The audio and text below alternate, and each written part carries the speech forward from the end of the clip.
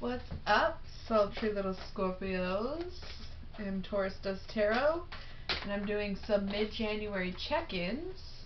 This one for you, Scorpio. Let's see what's going on in the world of Scorpio. Ooh.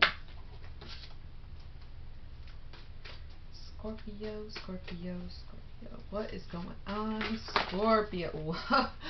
A lot, apparently. Holy cow. Let's figure this thing out. Okay. Got your future cards ready.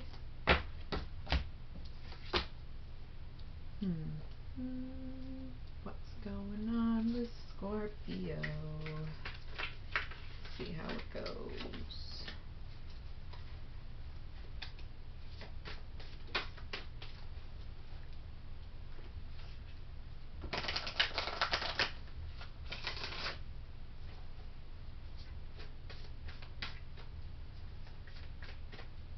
Alright, what's going on with Scorpio?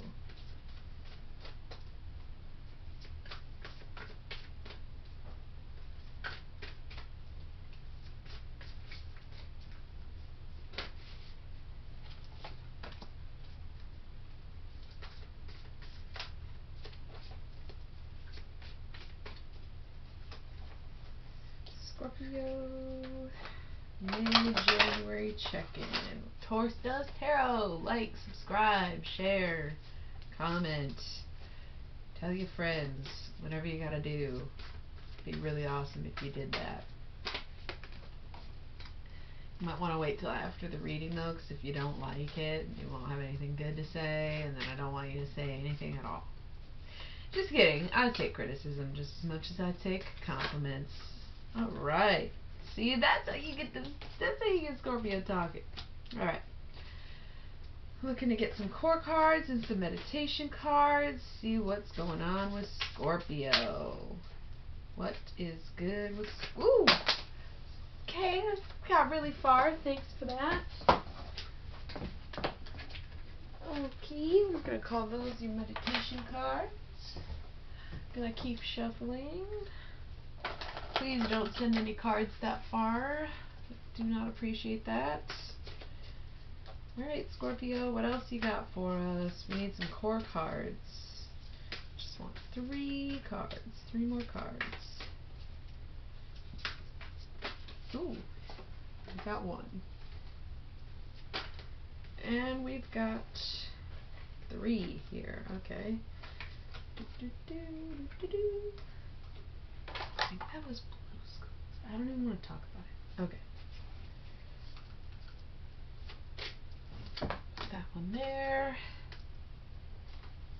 Okay, and on the bottom of the deck we have the Ace of Wands. Getting in your feelings, Scorpio. Just saying. Okay. So, at the core of this reading we have the Four of Cups, which is luxury.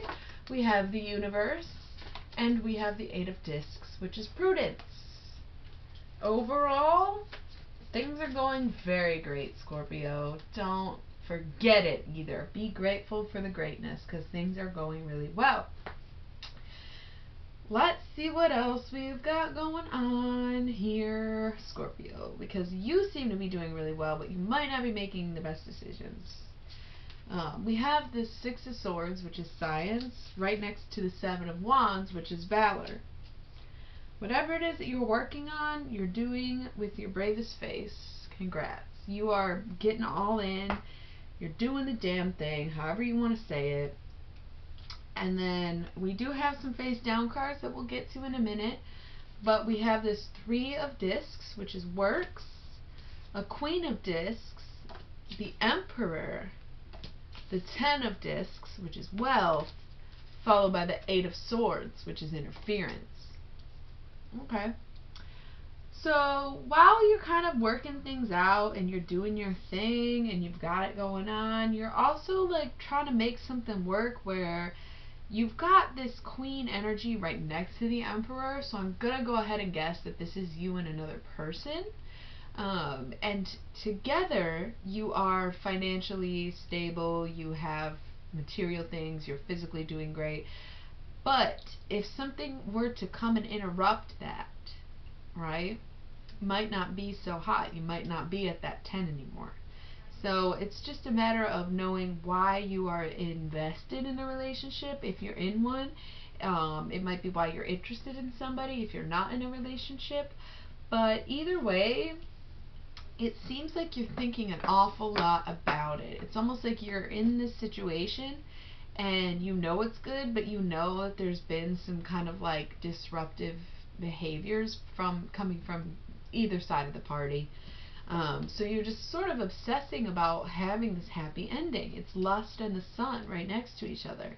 So it's almost like one of those things where you're trying to think of yourself, but you're also thinking of someone else. And so you're feeling on top of the world when you're with this person, but there has been something to come along and sort of disrupt that flow. And now you're kind of wondering, am I being obsessive, or do I have a chance at this happy ending, right?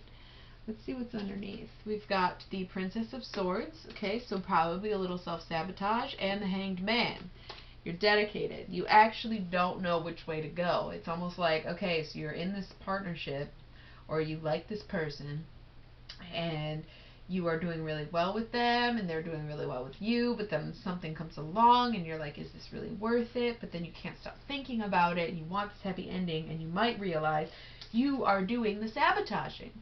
It's you. You are sabotaging the situation.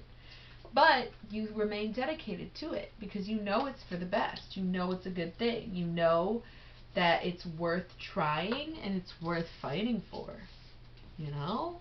It's one of those things. So things are going to work out for you regardless. You just have to ask yourself what you really want out of every situation that you're in, but especially if you're in a romantic one. Let's check out these future cards. We have the Ace of Swords, the Seven of Discs, the Moon, the Hermit, and the Prince of Wands. These cards are almost the exact opposite of the ones that were in the reading. Those were like, oh, in a relationship, feeling powerful, being together, and things working out, having a happy ending, blah, blah, blah. This is almost the exact opposite. This is the Ace of Swords with failure, the Moon, the Hermit, the Prince of Wands, instead of having the Queen and the Emperor and the Ten of Discs, you know? It's like, okay, so say you decide to cut this person off. Say you are focused on something else. You're not focused on this relationship anymore. All of a sudden, you're in a financially compromising situation. You go through this really sad period of kind of not knowing what you want, and followed by a lot of alone time, going within, being the hermit, and coming out of it with less emotional growth than had you started. So you gotta ask yourself if this journey of opening up and expressing emotions more than you normally would is actually worth it, when in reality it probably is, and you might as well go for it. You might as well open up. You might as well stick to what you know, because it's a good thing. And in the end, yes, you will manage on your own, and you think you can do it on your own, then you can. But you're still going to be emotionally stunted by the situation, because you're getting to a point where, okay, this is where emotions are supposed to progress in a relationship, and you're not doing that, then you're never going to get to that point with anyone else either. So, just saying. Alright, let's see what's going on. Oh, I almost skipped your meditation. I'm so sorry. Let's see meditation cards. We have the Nine of Wands, which is strength, the Fool, and the Queen of Wands.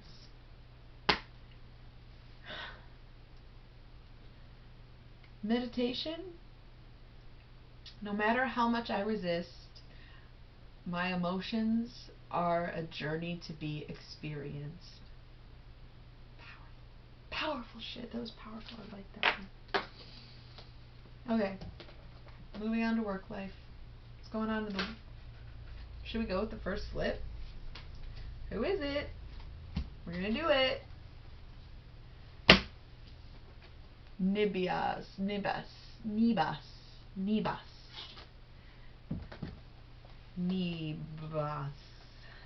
Let's see what he's got to say.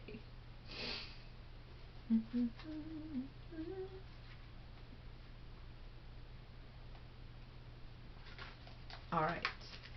It is quite possible that as the conductor of dreams and visions in hell, Nebus is not taken seriously for the same reasons that we humans sometimes scoff at daydreamers, or those people who always seem to be off in their visions of the future. However, there is no questioning that we sometimes also speak of dreams with respect.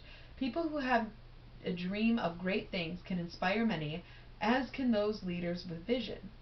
There is a fine line, it seems, between dreamers and that are considered fools and those that are considered visionaries.